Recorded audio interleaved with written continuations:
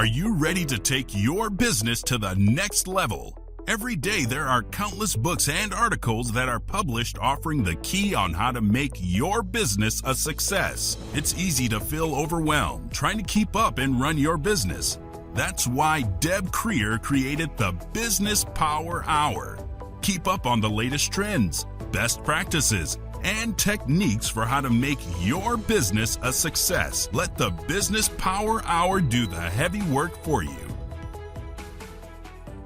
Good morning, good morning. I am Deb Creer, and I am passionate about giving professionals the tools that they need to make themselves and their businesses as successful as possible. And April has been absolutely such a fabulous month. I love April in general. Things are blooming. Pollen is pollinating, whatever the heck pollen does down here in Atlanta. But we also use April to focus on LinkedIn. And for me, LinkedIn truly is the platform that every single business person should be on. Let me say that again. Every single business person should be on LinkedIn. And so, that's why we dedicate an entire month of tips and tricks on how to truly be successful on LinkedIn. And so joining us for our last program of the series, but certainly not the least, is Chris Colt. So welcome, Chris. Thank you.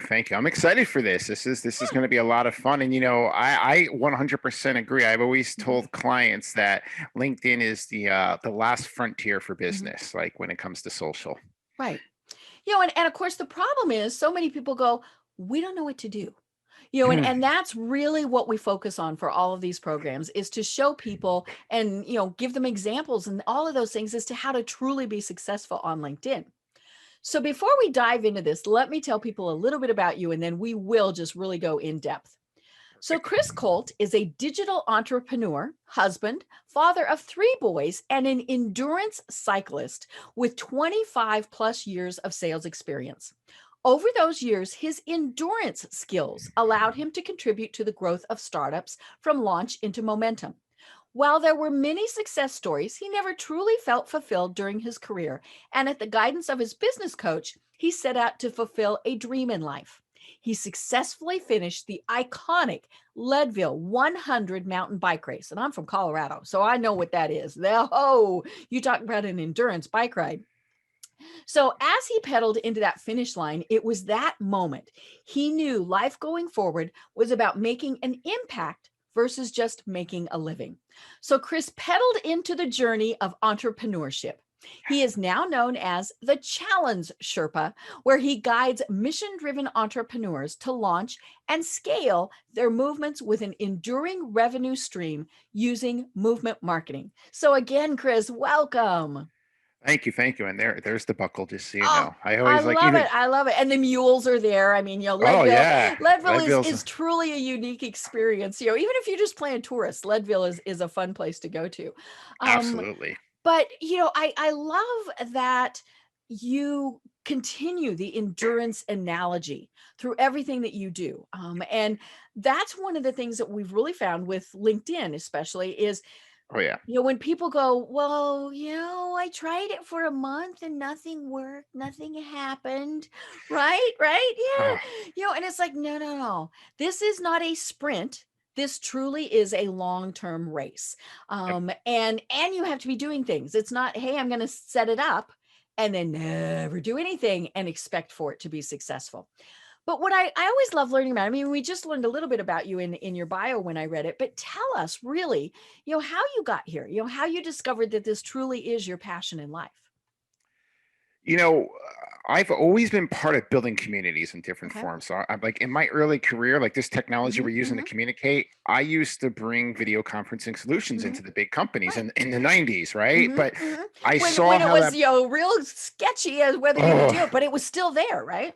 Yeah, when all my friends thought I was crazy because I had all these huge things in my home office and I had to get all these special lines put in the house to wave to somebody and wait for that 30 seconds for it to come through. Yeah. But like during that time, like I was like, this is the most amazing way to communicate with people. Fast forward, things evolved. I kept on continuing my journey, but I always took this notice that anything I did involved building communities. Mhm. Everything was in some shape or Right. form, online, however that was, Mhm. me from the C-suite network in there. And then I started seeing how social was. So I remember when Mhm. LinkedIn started way back in the Mhm. day. And the reason I have this headset on, just saying in case Mhm. you hear a couple bangs on the other side, we're Mhm. having a roof put on today. So Right, just a right. warning. And So home officing now, these things happen. yes. So I just want to know in case there's that big noise, that's all it is. Yes. Nothing bad happened.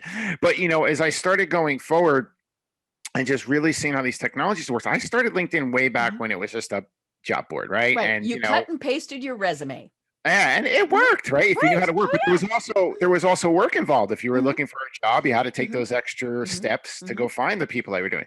As time went on, I saw the power of social between all the platforms. And quite Mhm. frankly, I made all my mistakes on other platforms. That's the good thing, right? I learned how to build a brand on other platforms. And then when I saw what LinkedIn was evolving into, Mhm. I was like, oh my gosh, this is where you build your brand. This Mhm. is where you Mhm. build your business. This is where you become that thought leader. This is where Mhm. you build authentic relationships, authentic community. Mhm. So I started digging really, really deep. Back on, I'd say about 2014 is when I Okay. really started taking this platform seriously. Wow. Mhm. And people come to me all the time, say, Chris, holy cow, look at this. I'm like, you said it early, Deb. Endurance. Because Mhm. like, how'd that happen? I'm like, I just didn't show up one day and this didn't happen. Mhm. This was a process. Mhm. This was building community. This was engaging with others Mhm. authentically. This was building relationships. This was putting good content up. Mhm. This was making a lot of mistakes. So, it Mhm. kind of just evolved over time. And, I always used it to not only build the business or the company I was working for, but also Mhm. build some of my side endeavors. And Right. I saw how that worked like a charm using that. So Mhm. it was an evolving process. Mhm. Right. And it really was something that it started off, as you said, as just that job board. But then when we figured out, oh my gosh, this is the way that we can connect with other business professionals. Because Facebook really started kind of taking off at about the same point in time. And but we quickly figured out, okay, Facebook is for fun. Now you can connect for business. I mean, all sorts of things. I mean, it is truly kind of one of those multi-level platforms. But the cool thing about LinkedIn truly is the fact that it is just for business. You don't see the cute cat videos. You don't see the political posts. You don't see all of those things that you see on Facebook. And, but the funny thing is people still don't really take it, for what it should be. We don't stop and think, okay, this is a great place to really be building our networks. And so, that's it. How do, for somebody who comes to you and says, okay, Chris, I tried it for a couple months. I tried it for a year and nothing seemed to happen.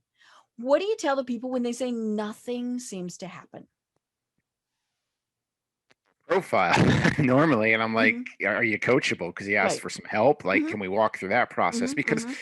a lot of people, I'm big, as you'll learn as we go through this, on micro niching. I'm Mhm. really, really focused on that kind of mission. Mhm. Mhm. But if you're not speaking to the people group you want to talk to correctly in this platform, no Right. matter what you try, it's Mhm. just a numbers game. Mhm. When you can get that dialed in, especially when your tagline and your photos really Mhm. kind of say what you solve, how you do it, Mhm. that helps a lot. But I really take a look at what their profile is. And, for me, last year I did, you talked about movements. I just Mhm. did a monthly challenge, a 5-day challenge on Mhm. LinkedIn.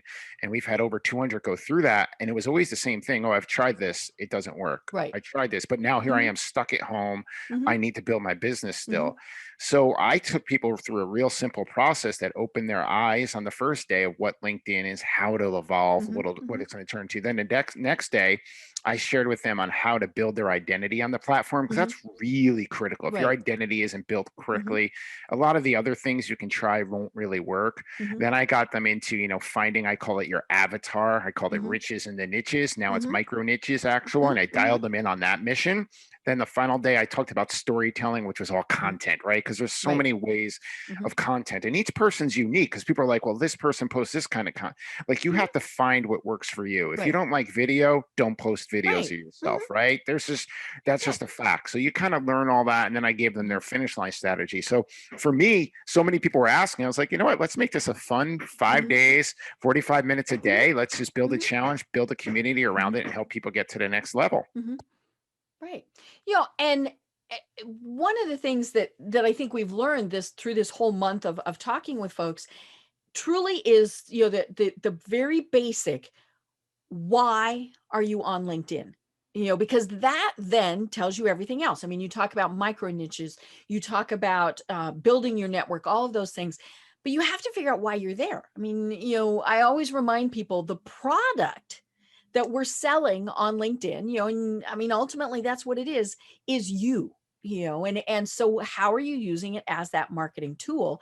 And then, connecting with others on it. So if you're on it to get a job, your profile is set up totally different than if you're someone like you and I who are on LinkedIn to make connections and to build our networks and to really connect with other people that we can work with and work, whether it's that we're supporting them or business partnerships, all of those things. I mean, it really is very different.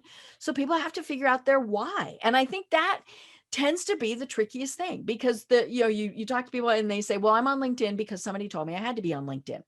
Okay, that's not the why. And so, it really is that simple. Why are you using LinkedIn? Things. And that's really like when I did that the first day, we uncovered that, and people are here for different reasons. Like you said, some it's here, hey, I like the relationships. Others are like, I want to generate business. Others are just looking to be around the community. There's a lot of people out there just want that feeling of being around community, and they want to build something from that perspective. But once you know that mission, like Simon Sinek says, once you know that why, that's going to give you the passion to stay in this, right? Because no matter what, when you start doing this, if you don't have the endurance to continue, it's just not going to work. Because I know what it took to start getting that community that engaged on the content, that started to refer people for business or build other things out.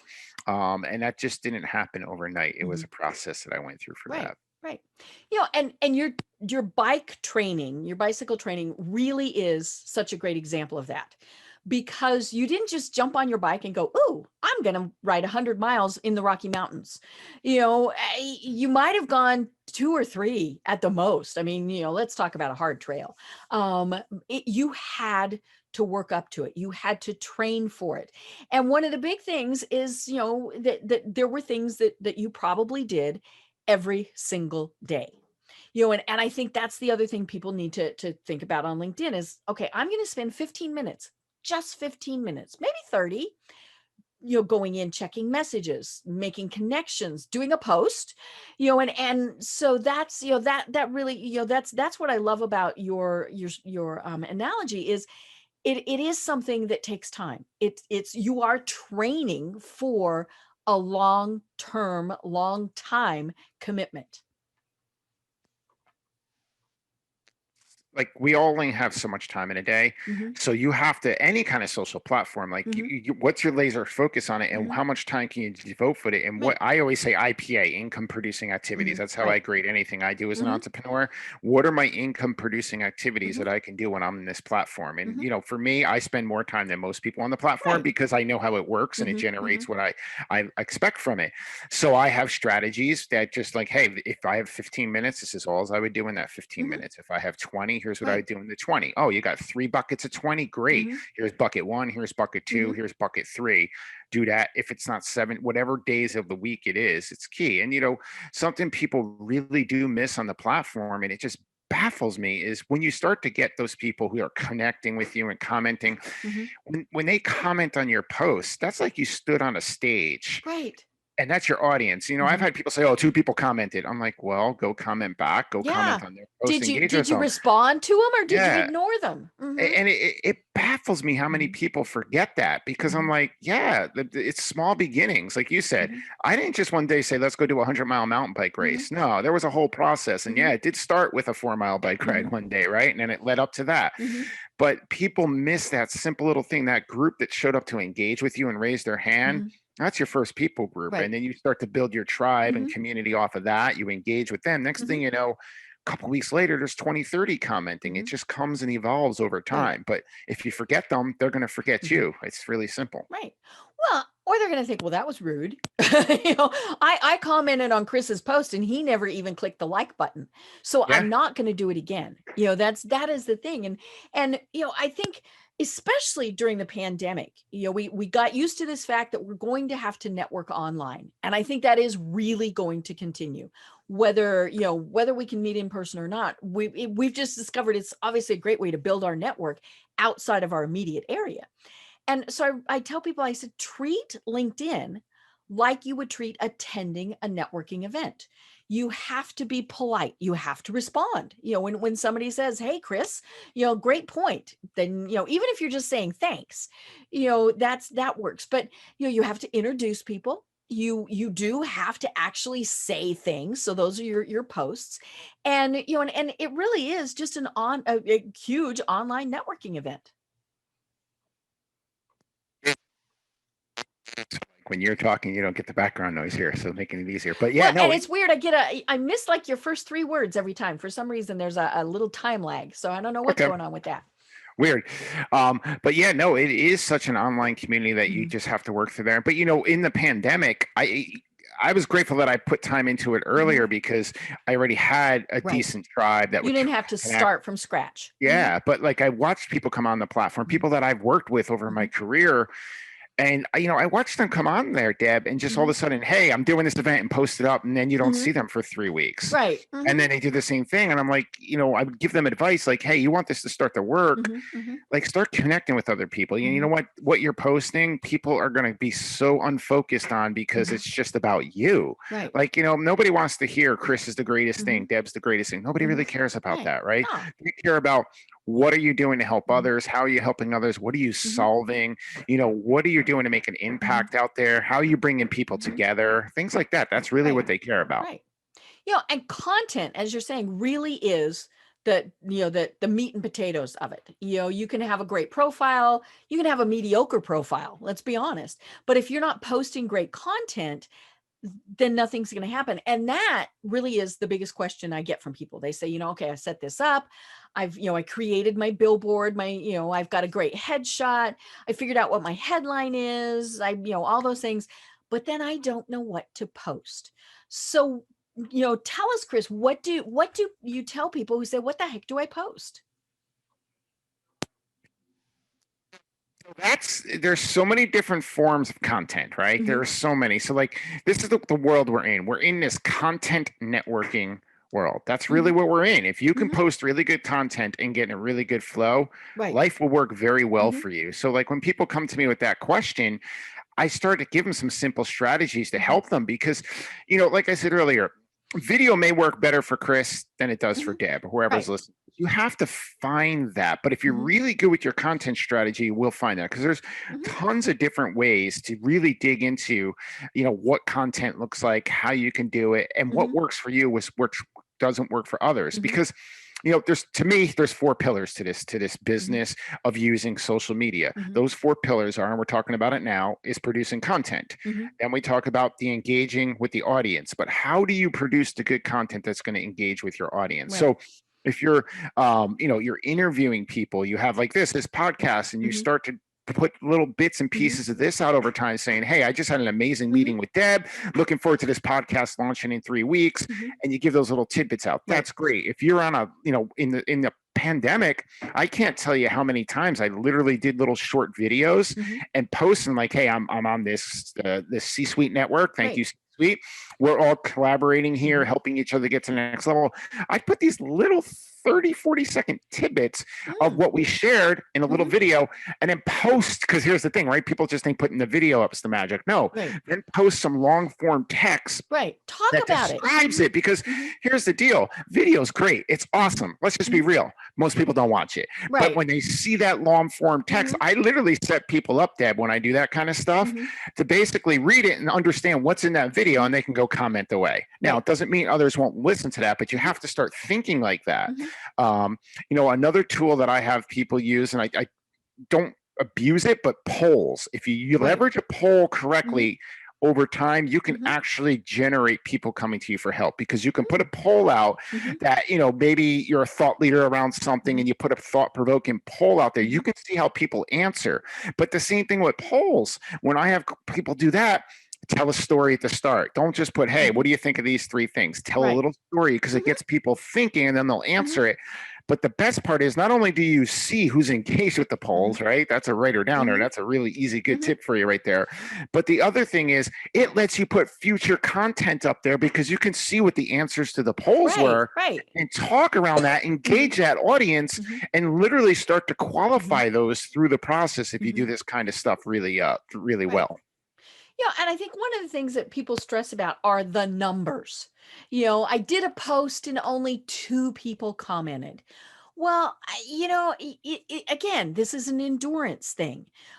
Only 2 people commented because maybe it wasn't quite the right post. Again, that comes back to your why.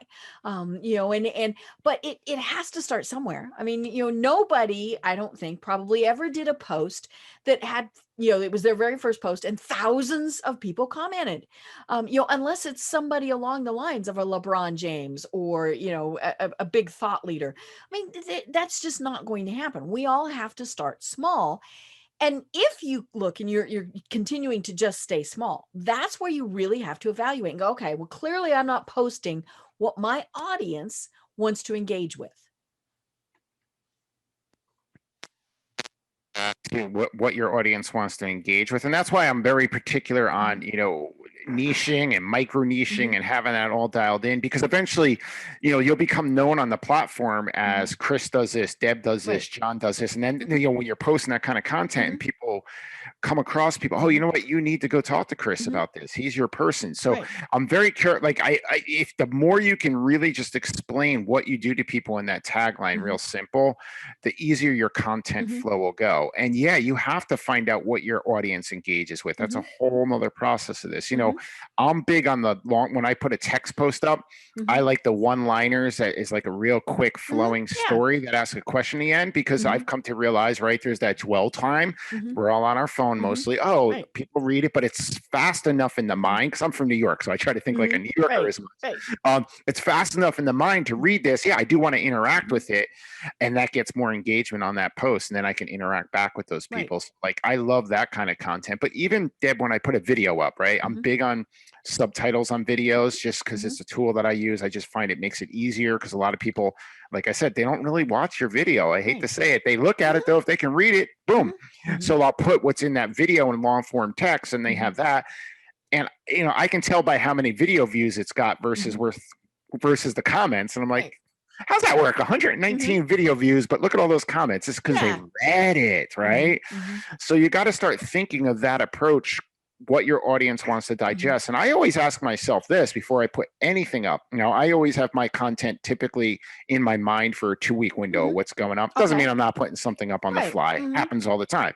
But I literally ask myself all the time, is this bringing value to somebody's world? If not, it doesn't go up. And like, I used to post every single day, 5, 6, 7 days a week. As time went on, you know, I've tweaked it a little bit because I have a lot of engagement now where, you know, there's weeks it's 3 times a week. I've had weeks it's 2 times a week, but it's really great content. Good content. And what I'm doing in that process, and this is what people really should start thinking when you get to that point, those that have engaged with me, you know, I set up in Sales Navigator as a real way to set an easy list. You know, these people are engaging with me, and I go in there and I just engage with all those folks. And I might not have content up, but you know what? The next time my content goes up, boom, they're right on it. And, it works really well. Yeah. You know, and I love that you mentioned engaging with others, because this is a two-way street. You know, it's not just I'm going to post stuff and you know, and it's there. We need to go to other people's pages, or, you know, be reading them in the news feed and looking at what they're posting and commenting there. You know, that comes back to the in-person networking. You know, we all know the people, right, who walk up and go bloody, bloody, bloody, bloody, bloody, bloody, and then leave. they're not listening, and they don't care about what somebody else might say. And so find that content, look for those posts, and and that's a great way also to get noticed by those people. So maybe it's a company that you're wanting to do business with, or a company that you're wanting to get hired by, all these things. When you start engaging with those people, they notice, and by engage, I mean, don't say, great post, thanks, good info. Nah, I mean, we don't care about that. Yeah. Now they might respond. It's so cute. I responded to somebody's yesterday, and he's another C-suite networker like we are. And he got a brand new job. And so I just posted congratulations. I mean, there really wasn't, but he did respond, and he responded and he said, thanks. I noticed that. And so, and I noticed it was also fairly soon. I mean, within an hour, maybe even, lots less time. So it is okay sometimes to do those short little snippety type of things, but it's that conversation. It's going in and saying, hey, Chris, oh my gosh, this is a great post. I love the third point that you made. Exactly. And then we develop those dialogues with people. And then hopefully you take those dialogues offline, and whether you're meeting in person, emailing, Zooming, all those things. I mean, that's where we start building those relationships. Well, and so like I was mentioning it a couple minutes ago, like those 4 pillars. So, right, I'll just dive into them a little bit deeper real quick. So the way I look at these 4 pillars, right, you have the producing content. So what's that? You have to attract your avatar. I like to use avatar, ideal client, whatever that is. Right. And figure out who that is, folks, and get a picture and put it on your monitor, so that you're talking to that person. Yes, and talk to that person, not to the masses. Talk to that person, because when you talk to the masses, nobody hears you. Nobody hears you. That's your audience is not everyone. Sorry, folks. So when your first process is to attract, but that's through value-based content. And I encourage you to challenge the mainstream. Challenge the mainstream. You will become, wow, what's this person up to? And it's going to position yourself as a thought leader. So then, we're talking about the engagement. So first you're going through that attraction process. But like, Deb was just saying this too, when you engage with your avatar, be authentic. And I know that word is used so much, but don't focus on, hey, we're all here to generate revenue in some shape or form. I mean, we are. We have bills we have to pay, and we like to take vacations. Yeah. So, but if you're focusing on the selling, all that work you've done, goodbye, it's gone. So just be real, interact human to human, so you don't scare them off, but you're warming them up in the process. You're building relatability, you're building trust, and this expertise starts to come out, right? What you'll start to see is these people will start to share, wow, they're sharing a struggle with me. Or they're complimenting things you shared, right? Because when you get those kind of things coming out of people, that they're backing you up, they're sharing struggles, that's when you can start to convert that into, okay, let's have a conversation, because you earn the right to ask. Like, it's something I posted a few times, and Deb's interacting with me, and I know she shared a struggle. I'm absolutely going to go into the DM. That's, direct message. I might let them say right on the comments, hey, Deb, I just sent you a direct message. But then I'll ask them, hey, Deb, we were talking about this, and I do this in video or audio when I'm at this level, just so everybody knows. But I say to them, like, hey, would you like to explore what it would look like if I could potentially help you with that, right? They say no, awesome. But most people are going to say yes.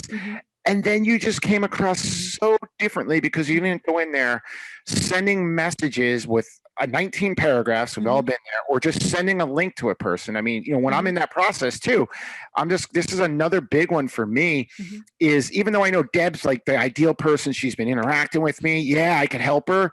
It doesn't mean she wants my help. So I ask it, but so many people I watch on the other end when I've had these interactions, hey, Chris, we were talking about this. Here's my calendar, book a call.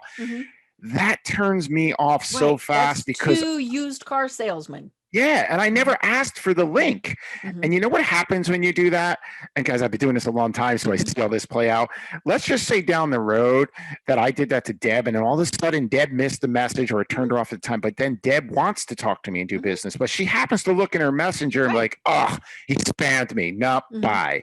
Because people evaluate on that. And I know I deal with very high level individuals, so they evaluate a lot more than you normally would. So I think those things out, and there's a few tips for y'all. Right. And we've talked about it this whole month, is we absolutely have got to avoid being spammy. When you connect with somebody, the very first thing you should not do is try and sell them something. It's interesting. I'm going to look at my messaging thing here because I got one of those just earlier today, where it was, it really was truly just this spammy thing. And I actually went ahead and responded to her, but it was, just to say, hey, I'm not interested. But oh yeah, here it was. So it was an in-mail. So we weren't even connected. Okay. Okay, in-mail has its purpose. And, that is part of the reason why some people pay, is so that they can have more in-mails, Yep. but yeah, because those just go through LinkedIn a little bit differently. But yeah, so she starts off with it's funny because I always know if somebody knows me in real life, or is just coming across from LinkedIn, because they call me by my full name if they don't know me, but because that's what I have on LinkedIn. But I also have I have Deb there too. So, Yeah. So she says, how are you? Please let me know if this is really how are you? Please let me know if you are looking for any one of these below services: data entry, data collection, data mining, data conversion, data processing, data web research. Looking forward to hearing from you. Best regards. And I'm like, okay, first of all, I don't know who you are. Yep. Why would I want to do any work with you? Because I don't know who you are. I mean, we haven't established a relationship.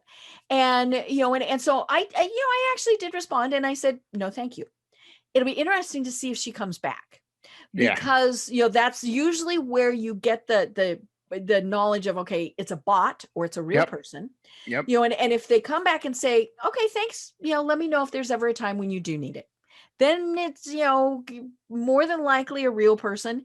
If it's a bot, it comes back and keeps trying to sell you. Yep. The bots. And that's the annoying thing, is, when somebody clearly is just sending the message to send the message. Yep. And my favorites, excuse me, are the people that are going to teach me how to do social media. And I usually respond and I say, can you please go read my profile? And then I never get a response, or I one time I got something real snarky from somebody, and they said, I don't understand why you're asking that. Why are you being rude? And I was like, okay.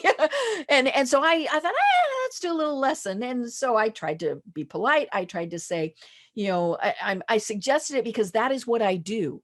Yeah. So I don't, where I could still probably learn tips from you, because we all do it differently. We all learn. I mean, we find that every day on this program. But it is one of those, and I told her, I said, don't be selling me on something that's something I already do. And then don't act like I'm being rude. Of course, bang, away I went. It really was just one of those things. But yeah, it's, we hear so much about B2B. Okay, no, we do business with people. Yeah. And that's the cool thing about LinkedIn, is it is a person. Yes, there are company pages. Yes, there are all sorts of things there. But those are used really so minimally that I don't even consider them. I mean, have I got them? Yes. Yeah. Same here. But you do that so that then you can have the logo on your experience thing, right? Yeah, exactly. I mean, this really is the whole thing. And but it's one of those things where, we're connecting with people. So I look, when somebody sends me a request to connect, are they a person? And granted, there are fake people, but I get a kick out of the people that have their company logo as their image. No, I'm not connecting with your logo. I want to see your picture. Yep. And so that's when we're setting things up, remember to set them up, because it's a person walking up to you and saying, hi, Chris, I'm Deb, and then we go from there. It's all human to human. I mean, that's, and even for me, like, people laugh because, being an endurance athlete, right? I'm on my bike a lot, and most of my videos, probably 90% of them, are I stop on my bike and, I talk about whatever I'm going to talk about. You know what? That does two things. One, obviously people are like, what's this guy doing on a bike and talking on LinkedIn, It right? sets you apart. Yeah, but then they start to see what I share and they're like, whoa, that was good. And, you know, I'm not patting myself on the back. It's just like, start to think that way. You know what? I'm a fly fisher. You can see that one photo. Fly fishing season's coming soon. Like I've done so many analogies of business and fly fishing and done videos like that. But when you can start to think that way and then you send Deb a connection request, because I know when I get a connection request, I skim at somebody's profile real quick because I'm at the point now, maybe when I was earlier in the journey, I wasn't as focused as this, but now I'm so laser focused. I make people work to connect with me because I'm not big on, you need 50,000, 60,000, 100,000 followers. I know people on this platform that have 1,000 to 2,000 connections, and what they create with that 1,000 to 2,000 connections would make the person that has 100,000 followers very jealous because they're just so focused and laser. And when I started seeing that dynamic work for me, I was like, yeah. And like people come to me all the time. You only have 14,000 connections. I'm like, you know what? Reality is 10,000 of them in some shape or form, I can at least say I've, you know, had a conversation with, met at an event, or there's some type of alignment. The other 4 was when I first started. And there's probably some of them that I just click, click, click. Yeah. But now, and you know, something you were talking with the bots, you know, one of my friends, Andy, on the platform, like how he gets through the bots. If you look at his name, and this does mess with your SEO a little bit. So if anybody's listening to this, but he actually has his first name in all caps. Just his first name and his last name, but he put a space between every single letter because no spam system, the only, like his first name will just say hello A, and then it goes, and then he knows right away you're done, like because he just doesn't even bother. So it saves him a lot of time. He goes, yeah, it messes up my SEO a little bit because my name's broken up, but he goes, my last name, they still find me. I don't care. Right. Yeah. You know, and I don't, you know, I like I said, I don't read it if, you know, typically if it comes across as Deborah, you know, and what really annoys me is when someone has pulled my email off, you know, and I'm going to have my email there. I mean, that's a way for people to connect with me. But if they then automatically add me to their email lists, and I know that they do that when I get the email, and it is to, and what I really love is it will say Deborah, and then I have Deb in parentheses. And so they'll use both. And I'm like, no, I mean, you wouldn't do that in real life. So I know that they have just, you know, pulled the data, haven't looked at it, haven't scrubbed it, haven't done anything like that. And so it's unsubscribe. And if I'm connected to them on LinkedIn, it's like, nope, you're gone. Because, you know, they're, to me or to them, I am just that number. You know, and they can say, okay, I sent my email, you know, I have a 10,000 name email list. Well, if 9,999 of those people don't give a diddly about you, what's, you know, why even bother? But, you know, I mean, when you build the list, there's importance to the list. Don't get me wrong, but it's not that way that you just said to do it. It's like, hey, when somebody sees the value and they want to be part of it and they voluntarily join that list, that's completely different. You have the right to do that. But I would say, you know, I would say probably for every 4 out of 10 that I connect with, and it's actually been a little higher, I get that email 2 days later and it's like, and you know, there's so many tools I use. Unroll Me. I put them there and never see it again. And that's just how it is because I didn't ask for it. But if I ask for it, and that's why I was saying earlier in your direct messaging and all that, if you ask a person for permission and they say, hey, yeah, go ahead, that opens up a whole different variable. But when you don't ask for that, you're just one of those people again. And your noise, and you got to break through that noise. You know, and one other thing that a lot of people do, and I've actually thought about doing this too, is setting up a different email that is just for LinkedIn. And, you know, and then, you know, okay, if it's appearing in there, 99% of the time it's fake. You know, and I mean, and then you don't even read it, right? You know, you just delete. And so there could be great content that you're missing because people didn't go about it the right way. Well, and it's so interesting too now, Deb, because obviously with Clubhouse taking off and that whole integration, you know, I've been connecting with more and more people because when I'm in the Clubhouse room speaking, but you know, what I'm enjoying on that kind of connection is people actually, when they message you, they're actually saying, hey, Chris, I heard you speak on stage. Right. And they're being very authentic and real. And like, you know, what's happening in that dynamic is because you're in there speaking and giving a lot of value or whatever you're talking about, the relationships go so much faster. Like they don't even need to look at your content because they heard your authentic voice. So there's like that side of the story. But I had a few people, I'm sharing this because you were talking about InMail before. I had some people just email me, hey, I heard you talk on this Clubhouse, and then they spam me right away. And it's like, oh, you messed it all up. You messed it all up. And I actually looked at a few because when this was early, when I was starting to speak on Clubhouse, I actually took the time to look at a couple of the emails because like, man, how did they do that after that? Like it was an easy transition. And I look and I'm like, gosh, that person's actually got something I'd probably take a look at, but I'm not gonna because I didn't like the approach. Right. And it comes back to, if they walked up to you at an event, how did they treat you? Yep. Or we go to an event, we get all the business cards, right? Because we might actually do that again at some point. And then we go back and we immediately put them in our email list. Yeah. I've done that. We've all done that, and so the next communication somebody gets from you is they're on the, they receive this email from you. Hey, blah, blah, blah, blah, blah, blah, blah. You know that it's, something that is just they're, sending out, and they go, who is this? When did I meet them? Unsubscribe. And I mean, you might have actually had a great conversation with them, and all these things, but when you just plunk them into your email list and they're not expecting it, most of the time they're going to unsubscribe, or they might not unsubscribe. They just don't read it. You know what kills me in this day and age too, when you look at all the digital technology, like I have a whole different, when we used to always go to events, I had a whole different approach that I used. I actually didn't have a business card and I just had a digital card, and I got them on my cell phone and texted them a photo of us together. And it made the connection easier because then if I connected on LinkedIn and they remembered me, I stood out. But it's like, there's so many simple ways to be so unique and break through the noise right now. But the problem is, people just want things fast. They want the microwave society. So they're going to be like, well, I do this to 100 people, 2 might have interest. That's lunacy. When it's like, if you build relationship with 10 people, chances are you're going to collaborate, figure ways to work together with most of those individuals, and your realm is going to go bigger. I'm a big Seth Godin fan, and last time he spoke at the C-Suite Network, one of the things he shared that I was like, yes, how he talked about, hey, this is real simple. If you were going to open a local pizza shop, you're going to get those first 100 customers. Those first 100 customers, you're going to treat like gold and build relationship with them. Next thing you know, those 100 turn you into 1,000, 10,000. He goes, that's how you do the same thing on social with authentic relationships. Nothing different. Right. So, LinkedIn is actually one of those platforms that doesn't make a lot of changes, doesn't add a lot of new things. They really do think through, before they do things, with some of the others, especially Facebook, which is my other primary one. I'm never quite sure what I'm going to find when I log in. Yeah. And so, but is there anything right now on LinkedIn that has you really excited? Oh gosh. I mean, so here, I'm a big on micro niching because of what I do. I'm very focused on that.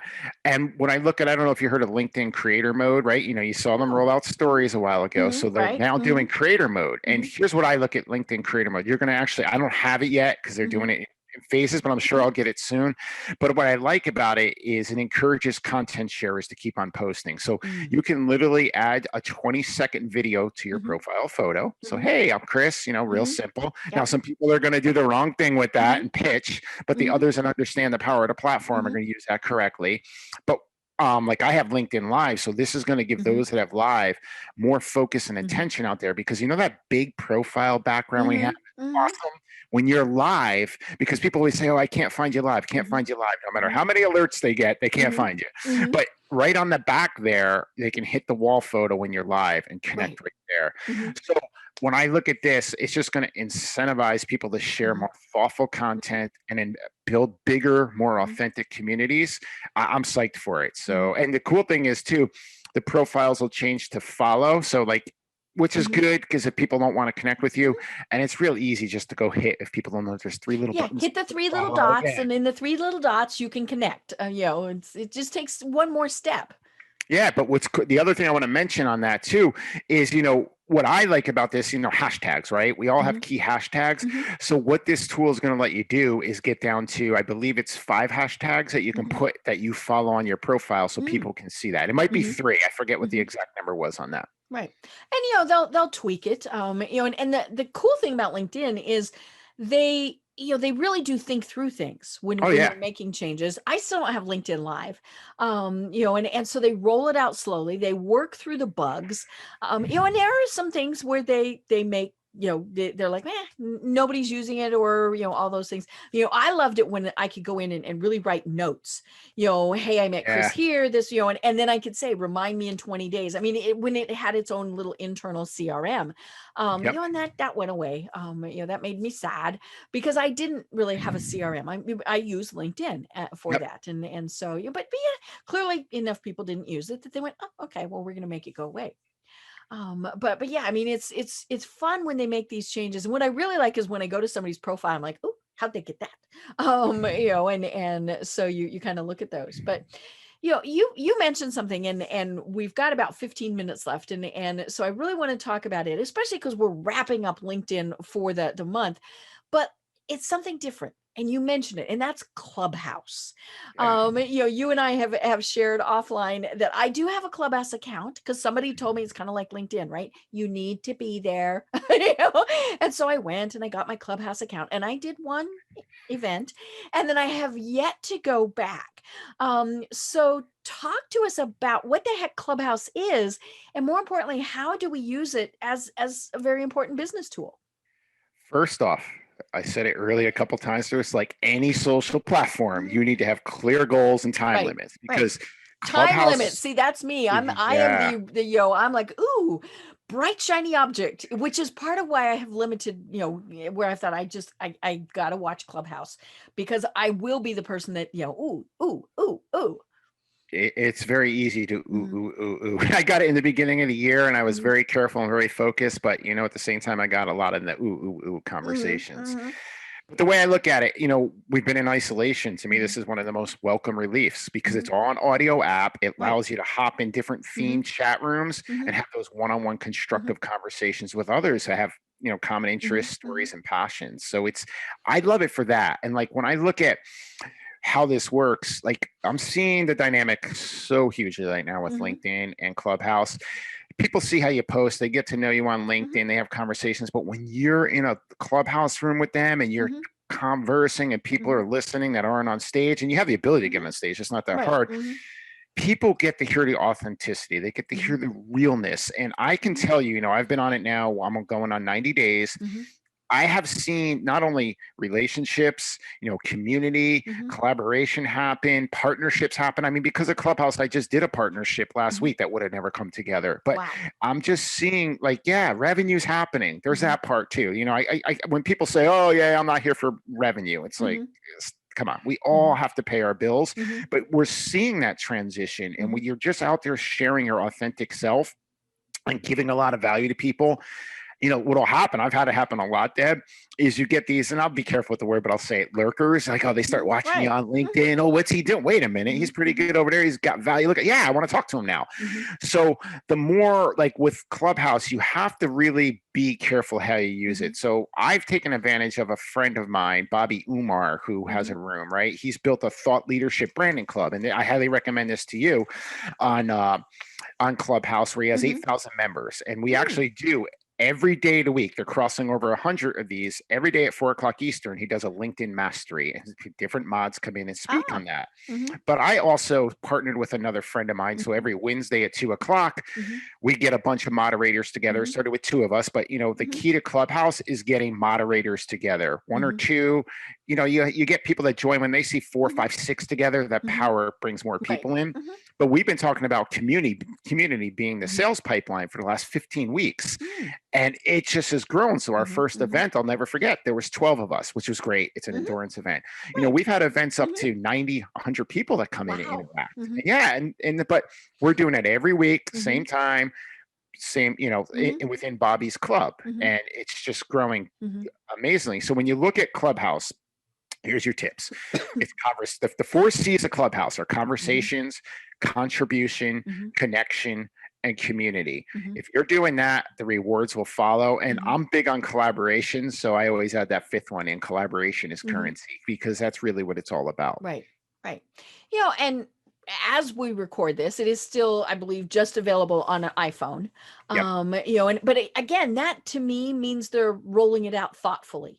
Yes, iPhones are, the big guy on the block at the moment, But even not using the platform, I know that it's not going to be too much longer before it's out on Android.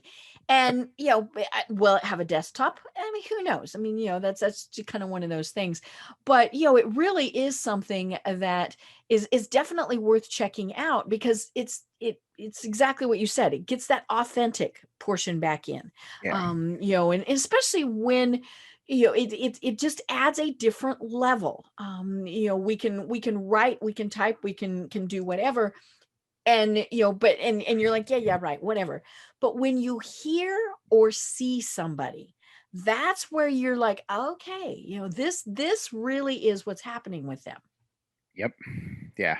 It's just so powerful. Mhm. I love it. I spend time on it, but I'm very focused. Like, Mhm. so I know some people, like every time I turn on my Clubhouse app, Mhm. they're in a room. I'm like, how Right. do you do that? Yeah. Do you not Uh, ever do anything else? And yeah. Mhm. Now there's ways people are doing that. Mhm. Sometimes people join rooms to get on stage, hit Mhm. moderator, mute themselves. They're not really there. I don't think that's authentic, No. personally. But it was funny. I'll share this because I think anybody listening Mhm. realizes I'm more about the relationship. I'm not about the Mhm. followers. I'm about the people we can make an Mhm. impact Mhm. with. A couple people I know pretty well. My third Mhm. room that I did, Mhm. they got in and they wouldn't speak on stage because we only had 12 people in the room. And they Ah, let me know, hey, I little need there needs to be snobby. Let's just be a little 60, 70, snobby. 100, Mhm. right? Right. They come back because they saw me on 3 weeks later and there Mhm. was 119 people in the room and they raised their hands And and you didn't I pick didn't let them them. speak. And I didn't do it out of arrogance. Mhm. It was because we had 17 other people in queue Right. that wanted to speak. And I knew Right. if I brought them up because Mhm. who they were, they would have wanted to take over the Mhm. room. But you know what? My advice for anybody in the platform, start in the smaller Mhm. rooms. Here's the easiest Mhm. way to Mhm. start to build authentic relationships. Get in rooms that make sense. You can Mhm. look me up at Chris Colt. I'm on there. I have a Mhm. movement maker launchpad club. Mhm. Bobby's club that I mentioned is Mhm. an awesome one to get in there. Mhm. But get in there, start listening, grasp the Mhm. platform. But in the smaller rooms, it's Mhm. easier to get on stage, right? Right. Raise your hand, Mhm. get on stage. And when you hear a couple people Mhm. speaking and it's your turn, because there's a Mhm. way that this all works, um, basically refresh back a couple of the speakers Mhm. what you heard, just Right. regurgitate it in a different Mhm. way, Mhm. and then share some of the value you Mhm. bring. And then when you're done, just say, hey, this is Chris and Mhm. I'm done, right? And that Mhm. ends it. Right. And I also recommend people to have a very, very, very short, sweet Mhm. who you are and what you Mhm. do. So a lot of times when I get on stage, I know you said this earlier, but I kind of say, hey, I'm Chris Colt. I help mission driven Mhm. entrepreneurs launch and scale their movements with an Mhm. enduring revenue stream using movement marketing. Something that simple, not salesy, you're not pitching, but it gets people in the crowd to go look at your profile. Because what Mhm. happens when you're on there, who is this Chris guy? Oh, okay. They follow Right. you, they connect Mhm. with you on LinkedIn. So you got to start thinking that whole process out. Mhm. And as you build your profile, and this is a much deeper conversation, Mhm. obviously, you really want to think of what you have on Clubhouse tying into Mhm. what you do on LinkedIn. Right. Right. And you mentioned a couple of things, one of which is that you have things scheduled. And Yeah. that comes back to that whole endurance training thing. You do something every single day at the same time. So not only does it become a habit for you, which I remember back when Mary Kay, the whole Mary Kay Cosmetics thing, when they were Yep. recruiting me, and I didn't go with them, but it was kind of interesting. Yep. And the whole Mary Kay philosophy was, if you do something 21 days in a row, it becomes a habit. And then Yep. and so whether you're hosting or attending, if it's there, it's just there. But also it's great for those people who want to attend, who you're like, okay, well, I can only go on Wednesdays, but I know that Chris has his event at 4 on Wednesdays. Yep. They're not having to search through, they're not having to say, is Eve having it today, all those things. I mean, that just, again, it makes it easy for the people that you're connected with. And yeah, 5 days a week. I mean, don't start by doing 5 days a week. Nah. Once a week might be good. But and then you mentioned making those connections there, and I had said I've done it once. I've been in a clubhouse room once. Two other people from that clubhouse room were guests on the program for this LinkedIn month. Yeah. So right Thank you. there, it Boom. was worth it.